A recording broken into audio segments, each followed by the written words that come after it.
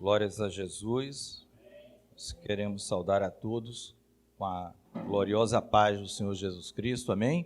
Amém. Amém. Você que está também nos assistindo pela internet, pelas redes sociais, que Deus abençoe também o seu lar, os seus familiares. Amém? Nesta hora eu convido os irmãos a abrirem a palavra do Senhor, depois nós oraremos, no livro do profeta Jeremias, capítulo 35. Nós vamos ler todo o capítulo, não é grande, são 19 versículos. Livro do profeta Jeremias, capítulo 35. As duas irmãs ali chegaram também, né? Tem lugar ali para... Sejam bem-vindas. Glórias a Deus. Diz assim a palavra do Senhor. Palavra que do Senhor veio a Jeremias nos dias de Jeoaquim, filho de Josias, rei de Judá, dizendo: vai à casa dos recabitas e fala com eles e leva-os à casa do Senhor, a uma das câmaras, e dá-lhes vinho a beber. Então tomei a Jazanias, filho de Jeremias, filho de Abazinias, e a seus irmãos, e a todos os seus filhos, e a toda a casa dos recabitas, e os levei à casa do Senhor, à câmara dos filhos de Anã, filho de Gidalias, homem de Deus, que está junto à câmara dos príncipes, que está sobre a câmara de Maazéias, filho de Salum, guarda do vestíbulo. E pus diante dos filhos da casa dos recabitas taças cheias de vinho e copos, e disse-lhes: bebei vinho. Mas eles disseram: não beberemos vinho, porque Jonadab, filho de Recabe, nosso pai, nos mandou, dizendo: nunca bebereis vinho, nem vós, nem vossos filhos, não edificareis casa, nem semeareis semente, não plantareis, nem possuireis vinha alguma, mas habitareis em tendas por todos os vossos dias, para que vivais muitos dias sobre a face da terra, em que vós andais peregrinando. Obedecemos, pois, a voz de Jonadab, filho de Recabe, nosso pai, em tudo quanto nos ordenou, de maneira que não bebemos vinho em todos os nossos dias, nem nós, nem nossas mulheres, nem nossos filhos, nem nossas filhas, nem edificamos casas para nossa habitação, nem temos vinha, nem campo, nem semente, mas habitamos em tendas. Assim ouvimos e fizemos conforme tudo quanto nos mandou Jonadab, nosso pai. Sucedeu, porém, que subindo Nabucodonosor, rei da Babilônia, a esta terra, dissemos: vinde e vamos-nos a Jerusalém, por causa do exército dos caldeus e por causa do exército dos sírios, e assim ficamos em Jerusalém. Então veio a palavra do Senhor a Jeremias, dizendo: assim diz o Senhor dos exércitos, o Deus de Israel: vai e dize aos homens de Judá e aos moradores de Jerusalém: porventura nunca aceitareis instrução para ouvirdes as minhas palavras? Diz o Senhor. As palavras de Jonadab, filho de Recabe, que ordenou a seus filhos que não bebessem vinho, foram guardadas, pois não beberam até este dia, antes ouviram o mandamento de seu pai. A mim, porém, que vos tenho falado a vós, madrugando e falando, vós não me ouvistes. E vos enviei todos os meus servos, os profetas, madrugando e enviando e dizendo: convertei-vos agora cada um do seu mau caminho e fazei boas as vossas ações, e não sigais a outros deuses para servi-los, e assim ficareis na terra que vos dei, a vós e a vossos pais. Mas não me inclinastes os ouvidos, nem me obedecestes a mim. Visto que os filhos de Jonadab, filho de Recabe, guardaram o mandamento de seu pai, que ele lhes ordenou, mas este povo não me obedeceu. Assim diz o Senhor dos exércitos, o Deus de Israel: eis que trarei sobre Judá e sobre todos os moradores de Jerusalém todo o mal que falei contra eles, pois lhes tenho falado e não ouviram. Clamei a eles e não responderam. E à casa dos recabitas disse Jeremias: assim diz o Senhor dos exércitos, o Deus de Israel: visto que obedecestes ao mandamento de Jonadab, vosso pai, e guardastes todos os seus mandamentos, e fizestes conforme tudo quanto vos ordenou, assim diz o Senhor dos exércitos, Deus de Israel: nunca faltará varão a Jonadab, filho de Recabe, que assista perante a minha face todos os dias. Amém? Vamos orar? Deus e Pai, nós oramos a Ti nesta hora, ó Deus, pedindo que o Teu Espírito Santo nos dê toda a assistência, Senhor, que fale aos nossos corações, a cada um de nós, em tudo aquilo, Senhor, que é necessário para as nossas vidas, que todos nós, Senhor, não saiamos daqui como entramos, mas melhores, ó Deus, mais maduros, mais aperfeiçoados, ó Deus, mais temente ao Senhor, por uma operação do Teu Santo Espírito. Tudo isso nós te pedimos para a honra e glória do Teu nome, e nós o fazemos em nome do Teu Filho amado Jesus. Amém. Amém. Os irmãos podem estar assentados.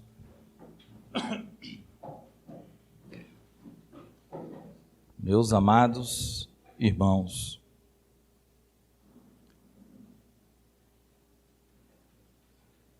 esse trecho da palavra de Deus, do livro do profeta Jeremias, né, ele acontece, é importante nós nos situarmos, porque nem todos conhecem, e eu sempre gosto que os irmãos fiquem, vamos dizer assim, no mesmo degrau, ou pelo menos próximo, para entender o texto, aquilo que Deus tem para falar conosco, né? E eu estava falando no intervalo rapidamente com a irmã Isabel, que parece, né, que foi o que ela viu ontem ou durante a semana no meu coração, eu buscando ao Senhor, porque o estudo que ela trouxe, né, certamente eu acho que ninguém estava atentando para esse detalhe, porque não era vocês que iam trazer a palavra aqui. Mas eu atentei sobre a palavra que ela falava, um substantivo, rebelde ou rebeldia. Né? Na terceira vez eu parei de contar, falei, não, está confirmado. Está confirmado.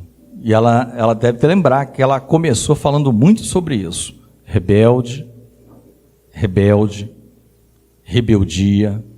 E eu confesso que é um texto que o Senhor já tinha me dado há algum tempo, mas eu fiquei com medo de trazer isso aqui. Eu falei, não, eu já falei até com o pastor Cleiton, pastor, quando o Senhor me der uma palavra para eu trazer, eu posso trazer, eu não vou trazer palavra pastoral, pastoral é para o Senhor, né? O Senhor é o pastor, então o Senhor usa o cajado para puxar as ovelhas pelo pescocinho, para levantar, às vezes para dar umas batidinhas, certo aí, né? Como aquela do Caim e Abel, né? Foi do começo ao fim, mas foi do Senhor. Conversei com o irmão Hermélio sobre isso, do Senhor, e tinha que ser o pastor para trazer aquela palavra. Eu falei, diácono, eu entendo que não convém, né? A gente fala uma coisa, outra, mas essa semana foi assim. E Está tudo dentro da pregação, irmãos. O meu carro está no conserto, uma questão de seguradora, aquela coisa, foi uma batida um pouco forte. Aí eles dão direito a um carro reserva, já também usamos, já acabou os dias. E aí eu vim de táxi. Na hora de sair da minha casa, eu costumo ter táxi ali perto, às vezes vou para a Rua dos Araújos. Aí eu falei, não, eu vou aqui seguir a Moura Brito, passa táxi, porque não tinha nenhum parado. E estou eu seguindo a Moura Brito, porque costuma passar carro de frente ao Hospital Pan-Americano. E não passava nenhum táxi. Eu falei, bem, vou acelerar o passo que eu pego na Conde de Bonfim. Irmãos, aí eu cheguei na Conde de Bonfim, aí o sinal estava fechando. Na esquina de Moura Brito, Conde de Bonfim. Eu fiquei ali parado esperando um táxi. Nisso que eu estou esperando, né, eu já falei para os irmãos algumas experiências assim que eu tenho do Senhor me mostrar uns negócios, né? É muito engraçado essas coisas. É engraçado, mas é aquilo que o pastor falou quando a gente tem que ir para a tenda mesmo. Estou eu parado lá, meu irmão, eu olho para o outro lado do prédio, esperando um táxi. Eu não sei se era uma pichação ou o Senhor botou aquilo ali. Filhos da rebeldia. Meu irmão, eu estou aqui no púlpito. Se eu estiver mentindo, que o Senhor me fulmine aqui. Estou eu esperando o táxi. Eu já contei algumas para os irmãos, né? Eu espero que tenha sido uma pichação, mas seja o que for, foi para eu olhar. Não foi por acaso que o Senhor me levou para aquele lugar para pegar o táxi, para ter o estudo da escola bíblica dominical desta manhã, nessa linha, que estudando ali, se o meu povo se humilhar, né? Se converter, orar, buscar a minha face, ser é condicionado, porque eles estavam... Eu virei, aí eu ouvirei e abençoarei. Estou eu esperando o táxi, eu olhei de novo, não, filhos da rebeldia. Tá bom. Aí chegou o táxi. Aí eu falei, Rua do Matoso, por favor. Ele disse, rapaz, eu ia para lá. Porque tem um posto de gás ali na frente. Entendeu? Falei, então tá tudo batendo. Mas ainda a gente fica um pouquinho... Aí veio a EBD, eu falei, então tá tudo certo. Na terceira rebeldia eu parei de contar, porque eu não sei quantas vezes ela falou, mas só para os irmãos terem uma ideia. Amém? Amém. Então, irmãos, para situarmos, para os irmãos não ficarem perdidos, esse é um trecho bem interessante dentro do livro do profeta Jeremias, porque este livro, ele é de eventos que vão acontecer antecedendo a tomada completa de Jerusalém pelo rei Nabucodonosor da Babilônia. Amém? Então, para a gente se situar, nós estamos no Antigo Testamento, antes do Senhor Jesus Cristo. Antes do Senhor Jesus Cristo como homem, né? Ele é eterno.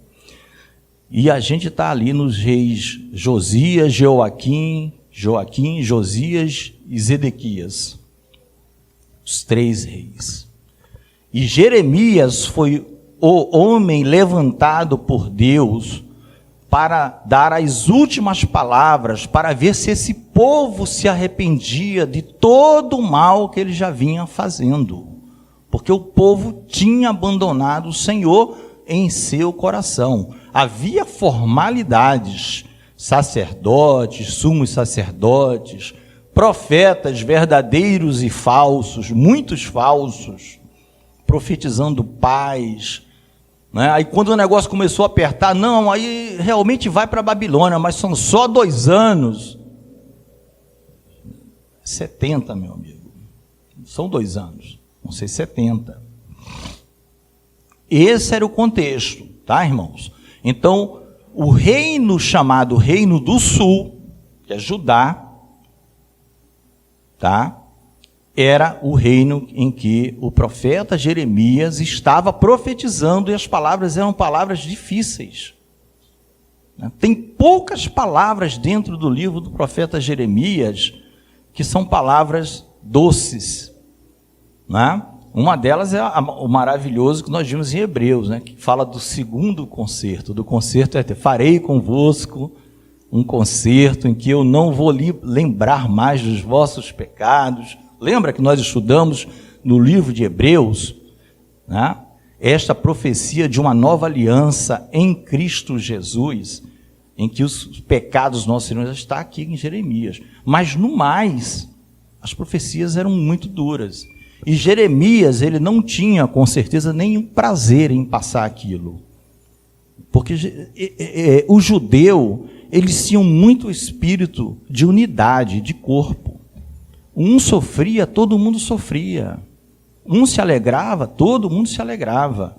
Ninguém tinha prazer em ver o outro. Não é? Principalmente os profetas tinham esse espírito, né? E interessante que o profeta Jeremias, um detalhe, então os irmãos estão se situando, o reino do norte, Israel, já tinha sido tomado pela Assíria. Quem dominava o mundo de então era o chamado Império Assírio-Babilônico, os dois, Assírio-Babilônico. Eles faziam ali um concerto, uma coisa, eles dominavam. E a Babilônia veio para cá, e aqui está no finalzinho. Mas Deus sempre dá a palavra para vocês se arrepender, virar. Sempre, sempre, sempre, sempre, sempre. E Jeremias, né, nós sabemos que ele foi chamado muito novo, muito jovem. O Senhor chama e ele fala, Senhor, eu não passo de uma criança. Está lá no primeiro capítulo, né? Porque ele falou, meu Deus, eu vou ter que profetizar da parte de Deus para um pessoal desse.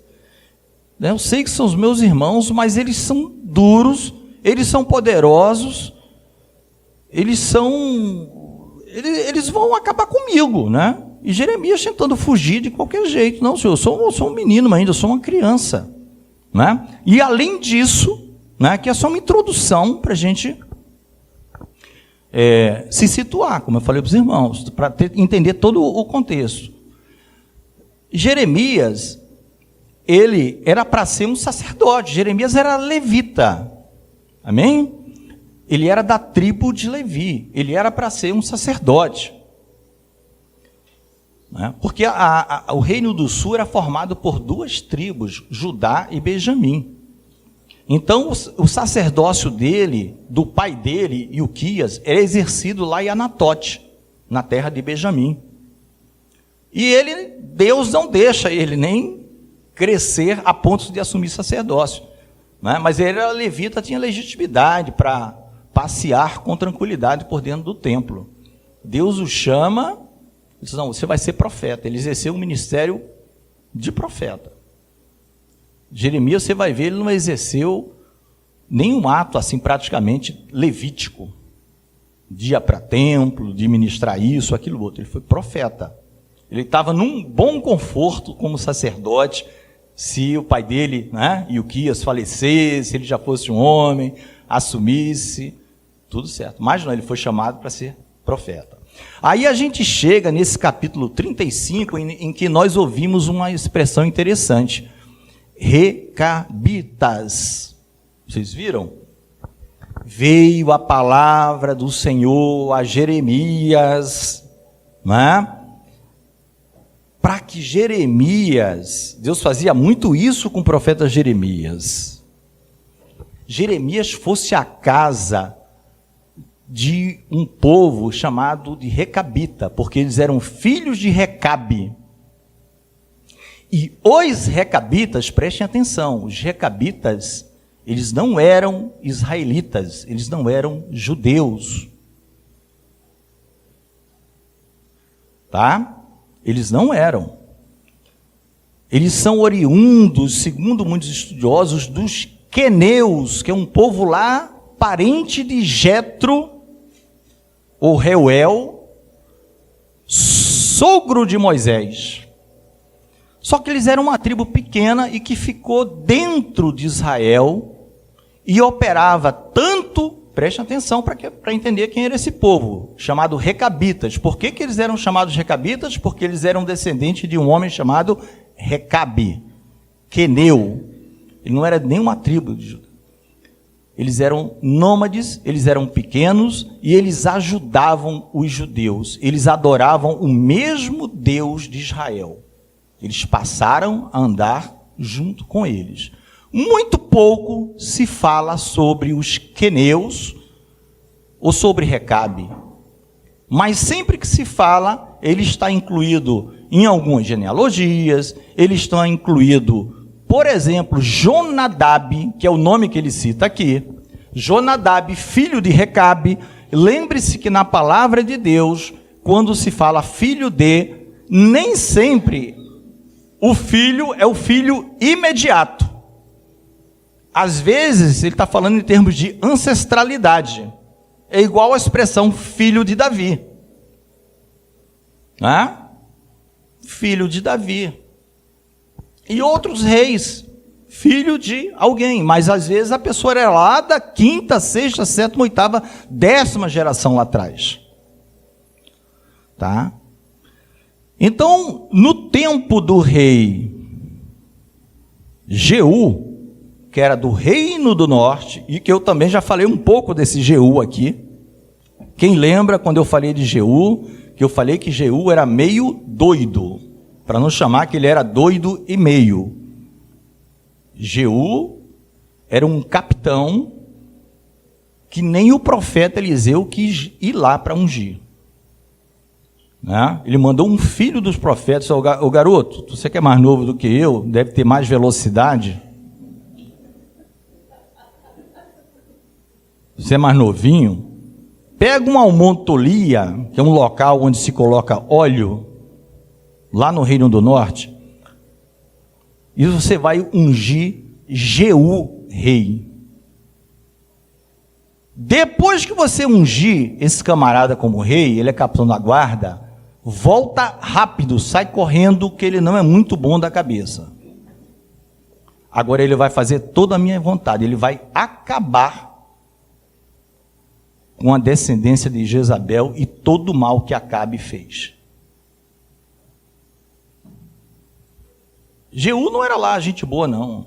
A palavra vai dizer que ele também andou nos pecados de Jeroboão, filho de Nebate.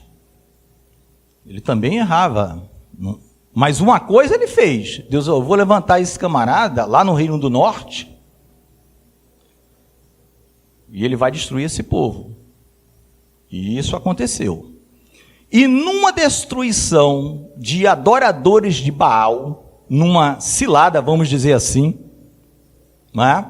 Jeú prepara uma cilada e diz assim: olha, convoca aí no meio de Israel só adoradores de Baal. Eu sou desse grupo. Jeú era assim, amigo. Jeú era assim. Mas quem levantou Jeú, já falei para vocês, foi Deus que mandou ungir.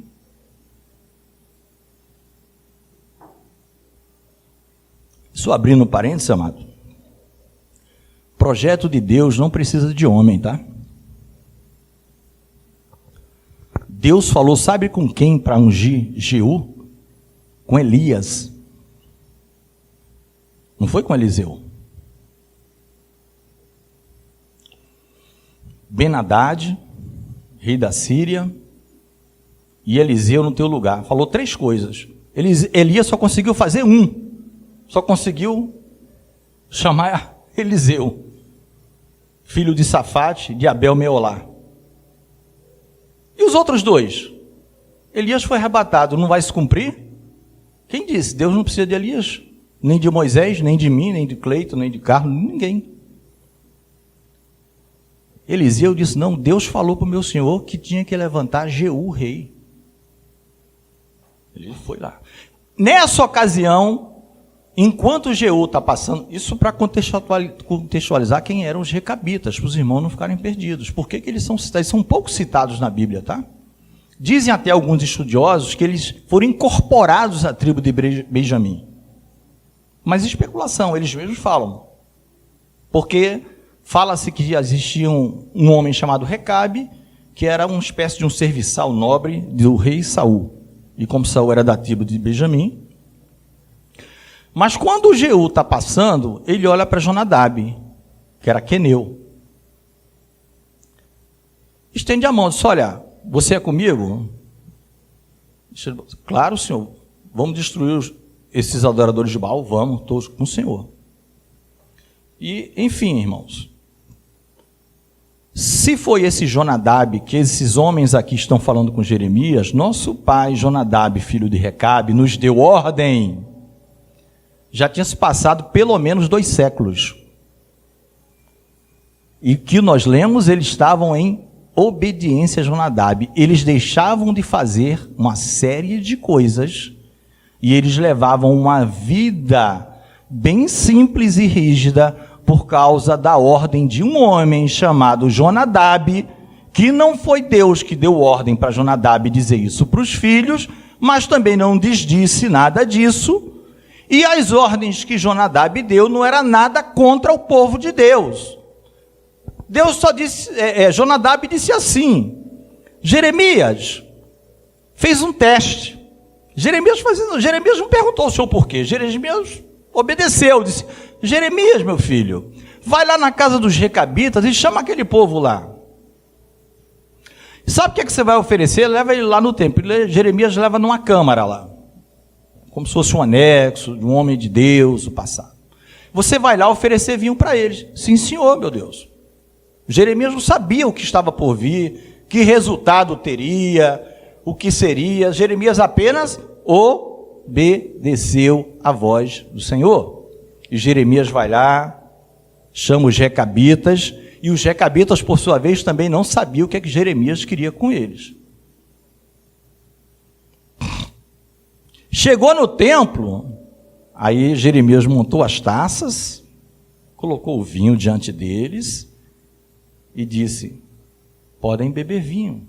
Por que Jeremias fez isso? Porque Deus mandado. O que é que os filhos de Jonadab, filho de Recabe, disse para Jeremias? Meu senhor, nós não vamos beber o vinho, mas falar educadamente. Sabe por quê, profeta? Porque nosso pai Jonadab, que tinha no mínimo 200 anos, se for esse Jonadab, porque se for antes, põe mais séculos nisso, disse que nós e nossos filhos, nem nossas mulheres, está mais embaixo, falando das mulheres, no primeiro momento fala, nunca beberíamos vinho, e nós obedecemos até hoje. E mais, nós também, ele disse para nós não construirmos casas, a gente deveria morar em tendas, peregrinos, em cidades periféricas, tipo interior, e não ser dono de vinha, de sementeira, de nada disso. A gente vai ter o nosso trabalho, a nossa sobrevivência. A gente pode trabalhar em vinha, aqui já sou eu conversando com os irmãos, para dar uma ideia da conversa deles. A gente pode trabalhar em vinha para terceiros que arrendem, né? A gente vai lá e trabalha. A gente pode, dizem que eles faziam não só tendas, mas também aqueles carros que se viam de carruagem para vender e ter o sustento. Mas a gente não vai morar. Eles estavam em Jerusalém casualmente. Eles explicam para Jeremias: Jeremias, a gente veio para cá, mas a gente não é de metrópole. A gente não é de São Paulo nem do Rio, Jeremias. A gente é do interiorzão. A gente vive de cidadezinha em cidade. Estamos satisfeitos. Isso tudo porque nosso pai Jonadab deu ordem. A gente está obedecendo até agora. E estamos muito felizes. E mais, ele disse que a gente viveria muito sobre a terra. E isso está acontecendo pela obediência ao nosso pai Jonadab. Ou seja, Deus está falando de um povo que sequer era dos filhos de Deus. Da obediência deles. Os recabitas. Mas que tinham como Deus, o Deus de Israel, e em toda a empreitada para destruir idolatria, eles participavam. Eram nômades, era um povo que estava por ali e não faziam guerra com Israel. Sempre que o povo de Israel precisava deles, para um motivo nobre, eles estavam ali. Então era um povo que estava desprendido. Parecia, não é, que Deus já estava apontando para os gentios, para um povo que um dia não era legitimamente o filho de Deus, como os filhos de Deus como Israel, mas que um dia seria chamado e seria honrado por Deus, no sentido de que nunca faltaria ninguém dessa descendência para estar louvando a Deus como a gente está aqui hoje. Mas como o pastor explicou, não é só esse ajuntamento, a Assembleia dos Santos, né? É aquele culto racional de Romanos capítulo 12, versículos 1 e 2, não é? É ter a transformação diariamente, mesmo não sendo esse povo legítimo, de não fincar raízes aqui nesta terra, de não acumular aqui nesta terra, como eles faziam, e viviam muito aqui nesta terra, como aquela promessa que Deus fez, e que Paulo falou, honrai a pai e mãe, que é o primeiro mandamento com promessa, para que Deus prolongue os vossos dias sobre a terra que o vosso Deus vos dá. Então esses eram os recabitas. E o que Deus estava mostrando para Jeremias? Você viu, Jeremias? Esse povo que está pegando carona nas bênçãos aqui, eles obedecem a um homem, não foi ordem minha não, a um homem. Eles são fiéis ao que Jonadab, o pai dele, falou, por várias gerações. Até hoje, Jeremias, eles não têm falhado. E o meu povo tem me abandonado. Os meus filhos têm se rebelado contra mim. Você vai falar para Israel isso.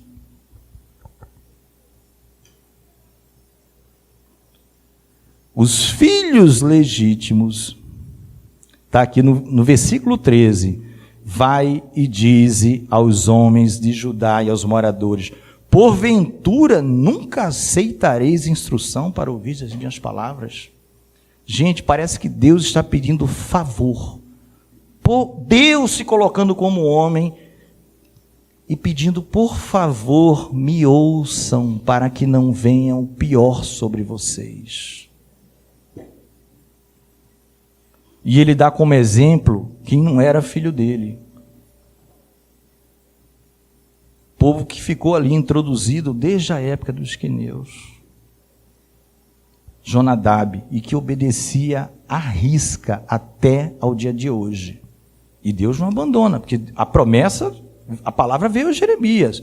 Nunca faltará nenhum varão pelas gerações posteriores.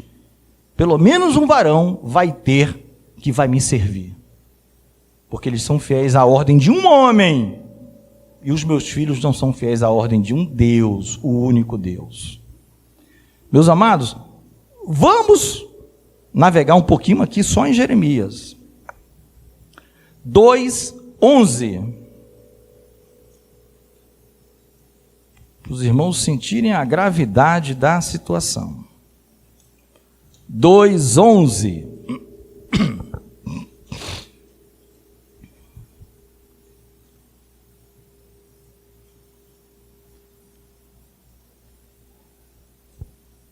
Amém? 2:11. É uma pergunta. Houve alguma nação que trocasse os seus deuses, com D minúsculo, posto, ou em algumas versões, ainda que eles não sejam deuses? Todavia, no entanto, o meu povo trocou a sua glória pelo que é de nenhum proveito. Sabe o que Deus está dizendo, irmãos?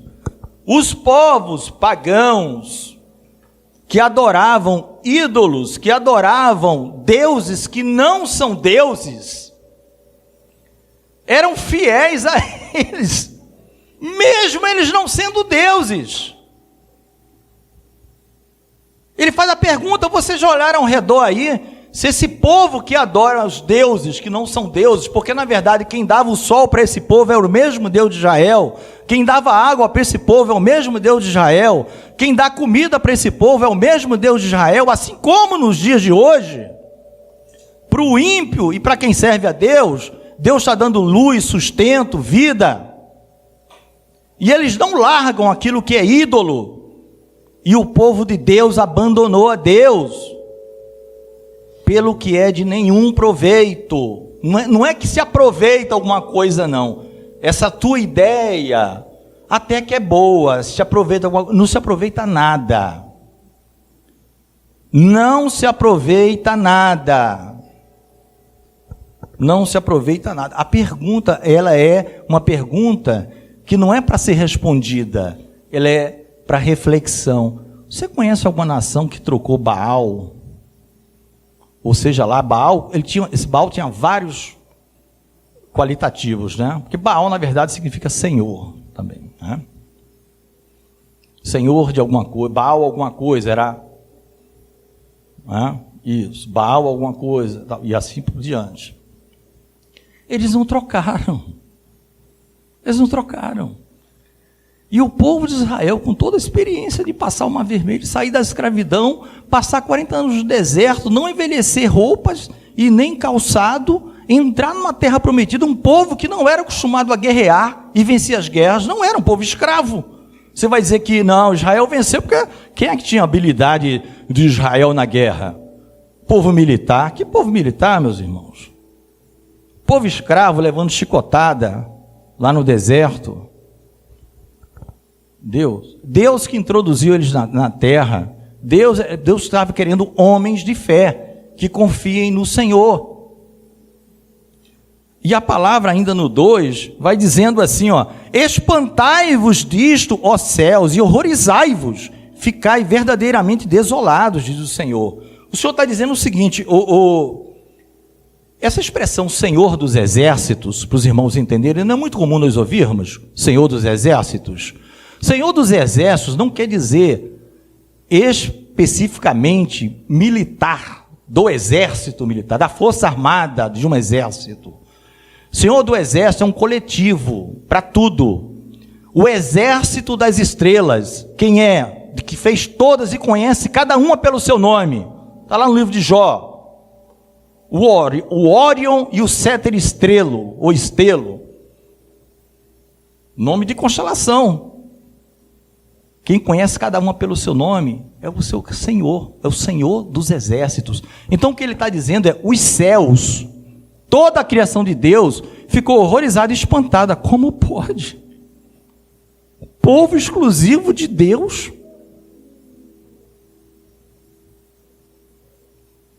Toda a criação, visível ao olho do homem e invisível ao olho do homem. Horrorizai-vos, espantai-vos. Em algumas versões, ficai estupefatos. Eu não sei qual é o adjetivo disso. Ignorância, responsabilidade, eu acho que é pouco. É loucura mesmo, talvez seja a melhor palavra.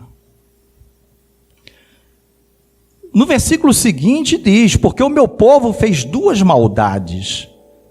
A mim me deixaram o manancial de águas vivas. Amado, manancial de água viva. Primeiro que é manancial, é uma fonte inesgotável, não falta. E você enche um balde, enche outro, toma banho e não falta. Jorra direto. É Jesus. Águas vivas. Fica junto dessa fonte. Lembra aquela mulher de Sicar, mulher de Samaria?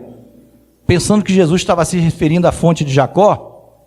É fundo, o senhor não tem balde. Se você conhecesse quem está falando com você, você pediria água.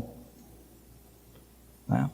Fica junto à verdadeira fonte que é Jesus. Não sai de perto dele, meu irmão. Porque você vai ser salvo não é por sua causa. Não é autossalvação, é porque você está com Ele. Está em intimidade com Ele. Está colado nele.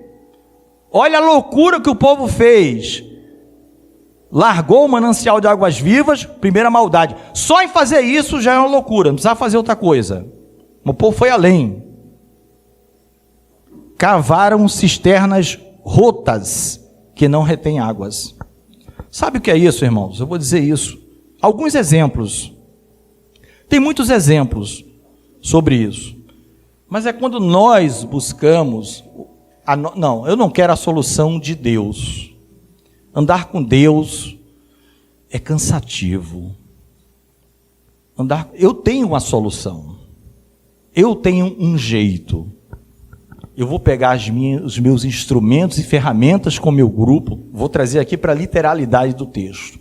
Vou cavar na terra, vou achar uma fonte de água, e dali eu e toda a minha geração a gente vai viver e se alimentar, porque água é tudo, irmãos. Pode acabar petróleo, pode acabar o que for, agora acaba a água, morre todo mundo. Aí o Senhor diz, olha, é mais ou menos assim, juntamos aqui eu e mais alguns irmãos, abandonamos a fonte, o manancial que nunca seca, e a gente cavou, achou água, 1 palmo de água, vamos mais, veio no joelho, água transparente, límpida. Aí estamos cansados, vamos parar para almoçar? Nossas esposas fizeram aqui um almoço, tal, vamos comer alguma coisa? Vamos. O negócio está próspero, não falei que a gente estava certo? Aí você volta, vamos voltar agora? Vamos. Olha para o fundo, já está seco. Bom, mas cadê a água que estava no joelho? Não retém. Cisterna rota. A vida se esvai. Agora em Jesus, a fonte, o manancial, não acaba nunca. Vai para a eternidade, é direto. Não para. Corre do Calvário, né? Fonte aberta no Calvário. O texto que a gente fala, o texto lá no túmulo do Spurgeon. Olhai para mim, todas as ilhas da terra, e sereis salvos. Está lá do Charles Haddon Spurgeon. Foi o versículo que ele ouviu na igreja metodista e ele se converteu. No gelo. Um jovem, 15, 16 anos, perdido, cheio de pecado, sem querer lá, entrou lá e tinha um homem lá, que o pastor faltou no culto, não pôde ir no gelo, no frio, mas foi lá um sapateiro lá, que não sabia nem falar direito, e ele só sabia falar isso. Olhai para mim, todas as ilhas da terra, e serei salvo. E apontou para o Spurgeon. Spurgeon diz assim, apontou, você, olha para mim e você vai ser salvo. É Jesus que está dizendo. Ele se converteu. O que o homem escreveu de pregação, meu irmão, é maior do que a enciclopédia britânica, 500 bíblias juntas. Olha a loucura, cisterna rota. Se você está procurando uma solução alternativa, cuidado, não existe. Posso garantir, porque a palavra de Deus assegura, é cisterna rota. Achei a mina de ouro, meu irmão, vaidade de vaidades, tudo é vaidade, diz o pregador. Eclesiastes. Aí não precisa nem, é capaz de acertar citando qualquer versículo, porque isso é tão falado lá, do começo ao fim, que qualquer versículo, acho que você vai estar escrito isso, vaidade de vaidades, tudo é vaidade, diz o pregador. A suma de tudo, o resumo de tudo é, teme a Deus e guarda os seus mandamentos.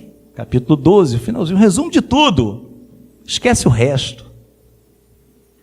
Teme a Deus, anda colado com o manancial de águas vivas. Meus amados, Jesus é essa fonte. Por isso que eu falei que a EBD foi isso, porque eu fiquei, Senhor, isso aqui fala muito de rebeldia, vai parecer que eu estou acusando os irmãos. Aí ele disse, não, ela começa com você logo. Você é o primeiro que eu estou falando. Eu falei, tá bom.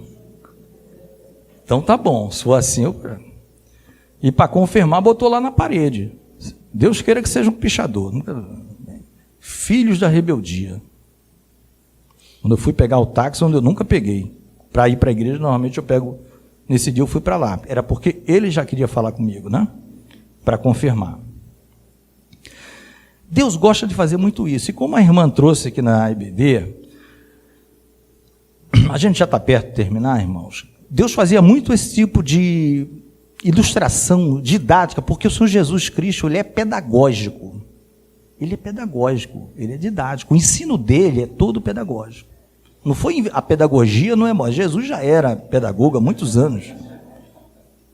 Né? Jeremias 18, que é o famoso vaso do oleiro, né? Trecho conhecidíssimo. Jeremias 18, né? Jeremias 18, eu vou ler aqui alguns versículos, mas só para contextualizar os irmãos, o que é que o Senhor faz com Jeremias? O que ele fez muito parecido aqui com os recabitas. Jeremias desce e vai à casa do oleiro, lá eu vou falar com você. Ou seja, Jeremias foi parar na casa do oleiro sem saber nem o que ia acontecer. Foi só porque Deus mandou. Deus já fez isso com você? Muitas vezes. Comigo já fez. Às vezes. E eu não sei porquê. E uma vez eu fui perguntar, eu levei uma bronca. Não é para perguntar, não. Já mandou eu com a família toda descer a rua, deu todo o trajeto. E eu estou cobrando os meus filhos, senhor, eu, a esposa e os filhos. Por que ele quer que a gente vá andar por ali? Vamos passeando, depois a gente almoça. Então. Foi todo mundo, demos uma volta, uma meia hora, um dia bem quente. E eu já tinha aprendido, porque ele já tinha feito isso comigo antes, eu fui perguntar e eu levei e foi uma bronca. Meu irmão, Deus faz isso. Se você quer ser instrumento na mão de Deus, é o que a irmã pregou de manhã. Se coloca como, eis-me aqui. Você não quer obedecer? Então não pergunta por quê, a estratégia. Você acha que você tem uma estratégia melhor do que a de Deus? É cisterna rota, irmão. Vai vazar, vai tudo embora. Uma vez o senhor Davi foi lutar com os filisteus, o senhor disse, o que é que eu faço? O senhor disse, vai lá para trás da copa ou das folhagens das amoreiras. Acabou, que estratégia. Davi não questionou por quê. Eu sei que ele ganhou, meu irmão, a guerra. Porque ele obedeceu. Vai para trás das copas das amoreiras. Aí Jeremias vai lá na casa do oleiro. E o oleiro faz, o oleiro não está muito legal. Destrói tudo ali, pega, mas faz de novo. E Deus disse, você viu o que o oleiro fez?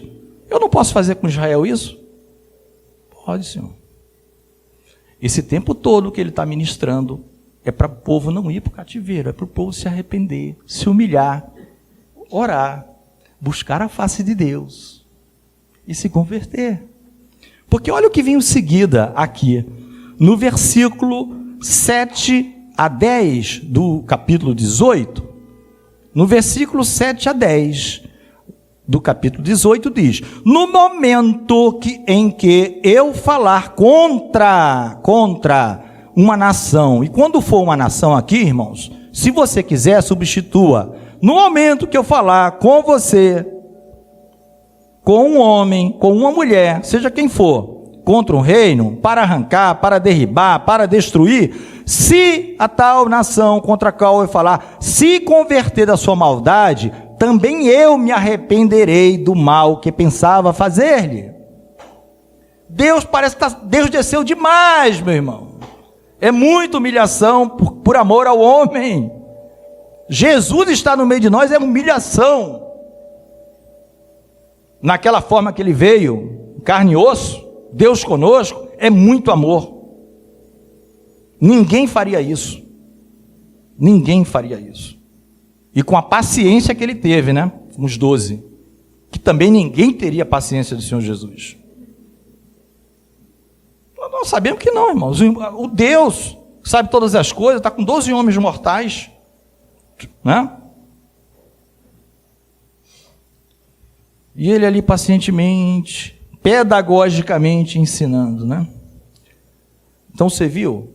O Senhor já tinha uma palavra, se eu falar contra a nação, seja qual for, inclusive Israel, um mal tremendo, mas se ela se converter, eu, Senhor, as misericórdias do Senhor não têm fim, eu me arrependerei e não farei o mal que contra ela disse. Mas segue-se e diz, e no momento em que eu falar, no 9, de um agente de um reino para edificar, para plantar, se ele fizer o mal diante dos meus olhos, não dando os ouvidos às minha voz, então me arrependerei do bem que tinha dito lhe faria. Então Deus é justo ou não é? Ele é amoroso. Todo mundo gosta dessa frase, principalmente quem não é convertido. Deus não é amor? É. Se ele prometer para você bênçãos, prosperidade, glória a Deus. Mas se você, em função disso, não lembrar que tudo veio dele, como o pastor gosta de trazer para nós aquela oração de Davi, né? Que tudo veio dele, e o que Davi dava a Deus, nada mais era daquilo que ele mesmo já tinha recebido de Deus, inclusive a própria vida, a respiração, muito menos bens materiais. Então, se tinha bênção e esse povo passa a agir de maneira que desagrada a Deus, de maneira reiterada, constantemente, desagradando o Senhor vai se arrepender também do bem que tinha dito. Percebem aqui as duas coisas? Então, irmãos, Deus, Ele vem apontando muito para nós, para os dias de hoje. Essa palavra é muito para nós nos dias de hoje. Lembre-se que o apóstolo Paulo falava muito em suas cartas, principalmente para os Coríntios. Em Hebreus também está dito, embora não saibamos quem foi o autor, homem, sobre os exemplos do passado. Muitas coisas que aconteceram no passado, Paulo diz em algumas cartas, e o autor, os Hebreus, são para nosso exemplo, para nós tomarmos como modelo. Vou pedir ainda, já estamos terminando, irmãos, é só uns exemplos. Aqui no próprio Jeremias 39, 16,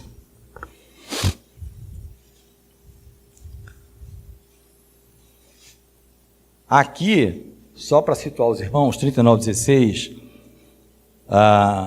o general lá, o capitão da Babilônia, já tinha tomado Jerusalém, tá? Já estava no controle. Jerusalém já estava tomada.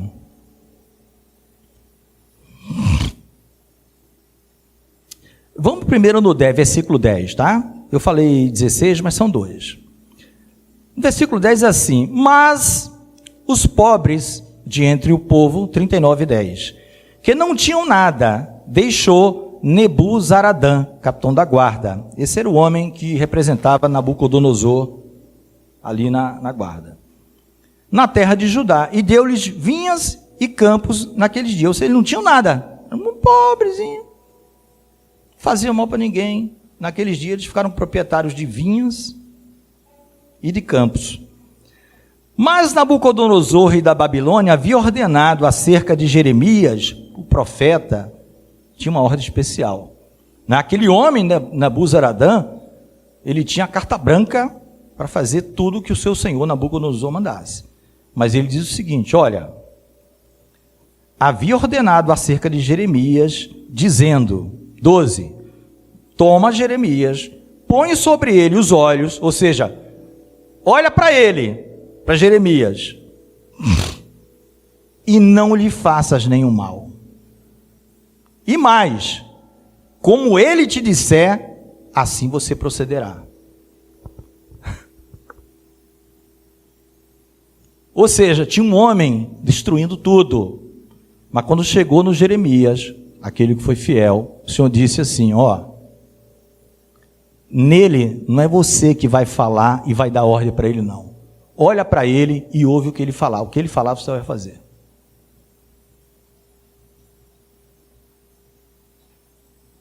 Até o representante do inimigo teve que ouvir isso de Nabucodonosor. Jeremias, você não toca nele. E sabe quem foi que fez mal para Jeremias? Os próprios judeus. Levaram ele para o Egito, à força. À força, ele já era ancião aqui. Ele foi levado para o Egito. E ainda foram consultar, eu já falei isso aqui. Foram consultar: Jeremias, o que a gente faz? Aquele povo que não foi levado para a Babilônia. A ordem de Deus é: ou você vai para a Babilônia, se entrega, ou fica por aqui. Eles queriam ouvir a seguinte resposta: desce para o Egito. Não ouviram. Aí Jeremias já dá a resposta: eu já sei qual é a resposta que vocês querem ouvir. É ir para o Egito, isso. Aí aproveitaram e arrastaram o profeta para lá. A força, né? O profeta não resistiu. Deus sabia que o profeta era um homem de Deus. É muito provável que Jeremias tenha morrido no Egito, inclusive. Só que o homem de Deus é assim, é como Daniel, Jeremias. Deus fala com ele em qualquer lugar. Não é o lugar, não é a placa, não é CNPJ. Não. é de Deus, é filho, está em obediência, conforme a EBD, hora que Deus vai falar. Deus falou com Jeremias na cidade de Táfnis, no Egito. Ele profetizou. Deus falou com Daniel na Babilônia. Deus falou com Ezequiel na Babilônia.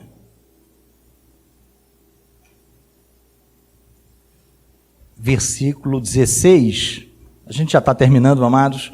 Vai e fala a Ebed-Meleque, o etíope. Olha outro estrangeiro aí. Só tem estrangeiro, dando bem, só a gente. Só a gente aqui, estrangeiro. Fomos enxertados na videira, lá na oliveira, como você quiser. Fica recebendo a seiva, meu irmão. Não sai, não. A seiva dessa árvore. Jesus. Ela que dá vida. Ela que dá a fonte. Jesus é tudo. Você tem que estar perto dele. Você tem que estar perto dele. Não faça a maldade que Deus entendeu como maldade. Fizeram 2 maldades para mim. Uma foi me abandonarem. Olha como Deus nos ama. Ele ficou triste. Deus poderia ser totalmente insensível com nós. Ele disse que foi uma maldade que fizeram para ele, porque ele nos ama. E fizeram cisternas rotas. Fala ao etíope Ebed-Meleque, assim diz o Senhor, Deus de Israel, eis que eu trarei as minhas palavras sobre esta cidade para o mal e não para o bem, e se cumprirão diante de ti naquele dia. A ti, porém, Ebed-Meleque, eu livrarei naquele dia, diz o Senhor, e não serás entregue nas mãos dos homens perante cuja face tu temes, porque certamente te salvarei e não cairás à espada, mas a tua alma terás por despojo, porquanto, olha a diferença, confiastes em mim, diz o Senhor. Um etíope, sabe o que esse Ebed-Meleque já tinha feito? Colocaram Jeremias num calabouço, muito profundo, poço muito profundo, irmãos. E o pão da cidade já estava acabando, não tinha mais pão. Ebed-Meleque servia no reino de Zedequias. Ele era um eunuco, mas era um estrangeiro, ele não era judeu. Mas ele servia, ele era temente ao mesmo Deus. Olha os estrangeiros, olha os gentios entrando na bênção, por confiarem no Senhor. Sabe o que ele fez? É muita ousadia para um eunuco, hein, irmão, chegar perto do rei. O eunuco foi lá, com todo temor, seu rei Zedequias, o pão está acabando. E o profeta Jeremias está no calabouço, ele vai morrer. Ele sabia que ele estava pondo a vida dele em risco.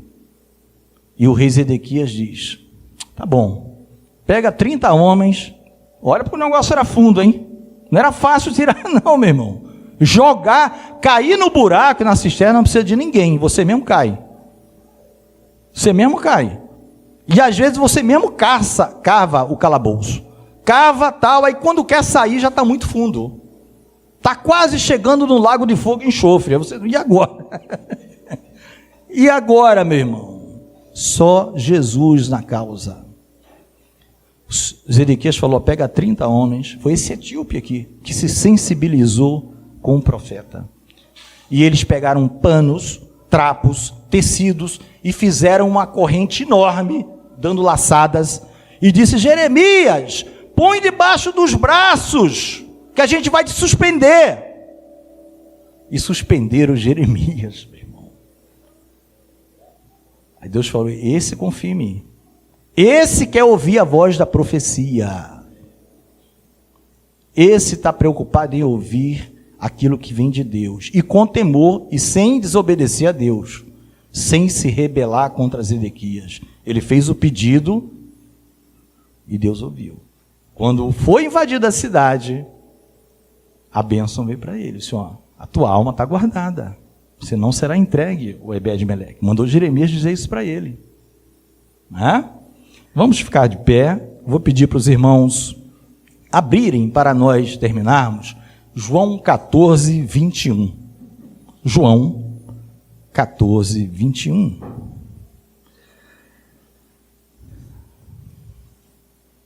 João 14, 21.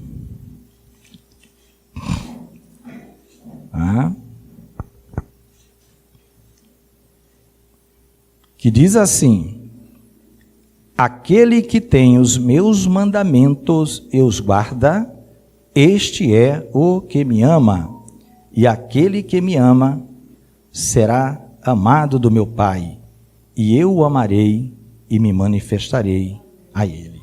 Amém, irmãos?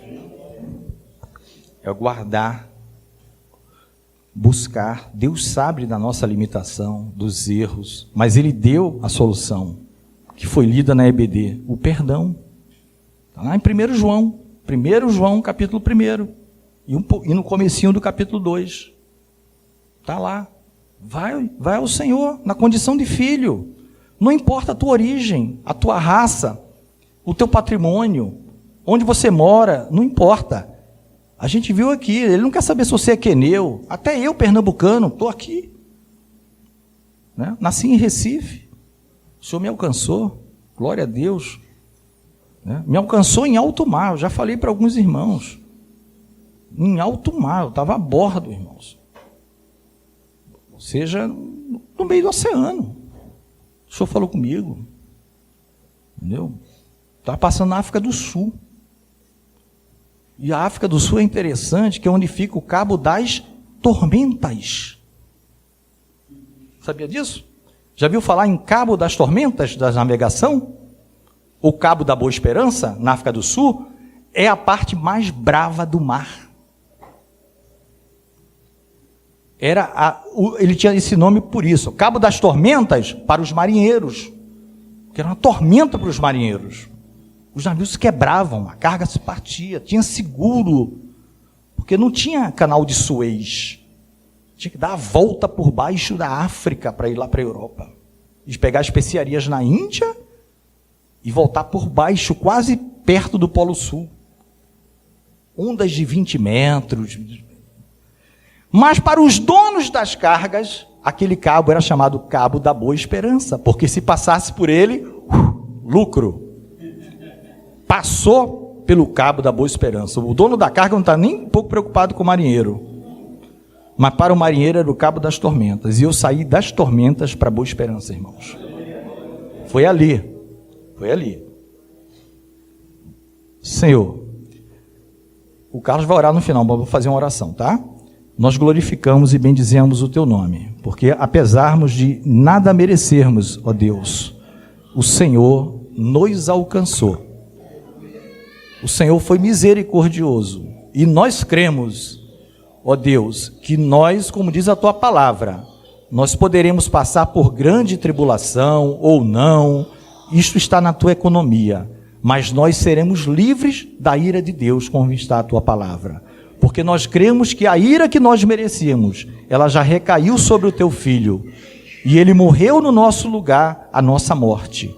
E hoje nós temos vida e vida eterna, Senhor. Nós temos um manancial que permite dia após dia, Senhor, louvarmos e bendizermos o teu nome em qualquer circunstância, Senhor.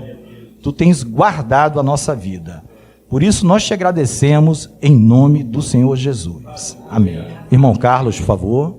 Às vezes a gente acha que por conhecer alguma coisa da palavra que nós somos os mais espirituais, ou que a gente tem alguma coisa espiritual, que a gente é alguma coisa, irmãos, mas a realidade é que enquanto a gente não chega naquele momento de Jó, enquanto a gente não chega naquele momento de Moisés, enquanto a gente não tem essa comunhão da mesma forma que Jeremias tinha, é só conhecimento, irmãos. E isso não leva ninguém a lugar nenhum. Você não é salvo porque você conhece o nome de Jesus. Você é salvo porque você caminha com Ele. É muito fácil enganar o homem. É muito fácil eu vir para cá e falar e agir de uma forma ou de outra. Mas ninguém engana Deus. A minha mãe falava muito comigo quando eu era criança. Ela falava assim, a minha mãe não é cristã, irmãos. Eu creio em Deus que um dia ela vai se entregar ao Senhor, mas ela falava assim, olha, Com Deus não se brinca. Deus é amor, mas Ele também é um fogo que consome. Deus, Ele conhece o meu e o seu coração. Deus, Ele conhece a minha e a sua motivação. E no momento em que você chega naquele dia, no dia do teu encontro verdadeiro com Deus, irmãos, eu quero te falar uma coisa. Não tem como sair da mesma forma que você é. Porque o encontro com Cristo necessariamente gera mudança. O encontro com Cristo necessariamente ele gera mudança. E se você ainda não teve a oportunidade de provar essa mudança na sua vida, eu quero te pedir, irmãos, que ore a Deus, que entregue o coração a Ele, que fale com Ele verdadeiramente, porque esse vai ser o dia mais maravilhoso da tua vida. As pessoas falam assim, mas por que os irmãos no passado, eles morriam e não negavam a fé que eles tinham em Cristo? Porque eles tiveram aquele encontro verdadeiro, irmãos. E aquele encontro muda a tua vida. E se a tua vida não mudou, irmãos, desculpe, é porque você ainda não conhece a Cristo. Todos os meus momentos de dificuldade, eu lembro do dia em que eu me encontrei com Cristo. No salão do aeroporto Galeão, me preparando para voltar para a Europa. Naquele dia, Deus falou ao meu coração. E dali para frente eu nunca mais fui o mesmo, irmãos. Então, se você continua com as mesmas atitudes ontem e hoje e depois, é porque você ainda não encontrou com o Mestre.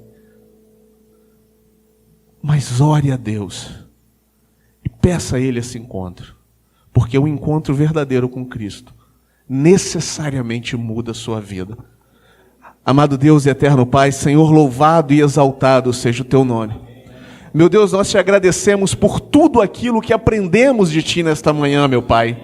Mas nós também sabemos que o inimigo é ardiloso e tenta tirar dos nossos corações a boa semente, aquilo que Tu, Senhor, nos deu, aquilo que Tu trouxe para nos alimentar. Pai, guarda os nossos corações, meu Pai. Guarda os nossos corações como uma cidade fortificada e não permitas, ó Deus, que essas palavras sejam arrebatadas dele, mas que elas venham a gerar frutos, frutos para a vida eterna. Transforma a nossa vida, o nosso pensamento, a nossa maneira de ser, as nossas atitudes, ó Deus, que muitas das vezes depois contra Ti ou contra aquilo que dizemos ser, Senhor. Faz dos Teus servos, ó Pai. Precisamos de mais de Ti, Senhor. Precisamos, Senhor, viver a experiência contigo. Precisamos caminhar contigo. Precisamos de um novo nascimento, Senhor. Novas atitudes, novos pensamentos. Precisamos nascer do alto, Senhor. E somente Tu tem o poder para transformar o nosso ser.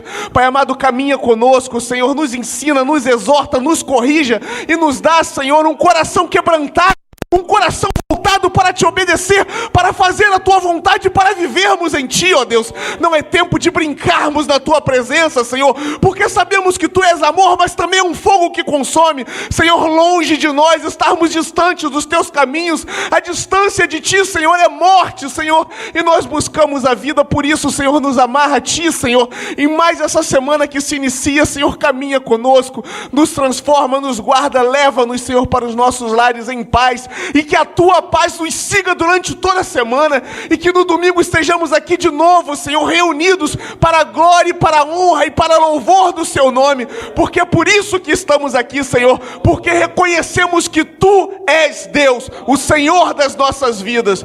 Que o amor de Deus, o nosso Pai, que a graça do nosso Senhor e Salvador Jesus Cristo, que as doces consolações do Seu Santo Espírito cresça e permaneça com todos que aguardam a vinda do Senhor, desde agora e para todo sempre. A igreja diz: amém. Louvado seja Deus, irmãos.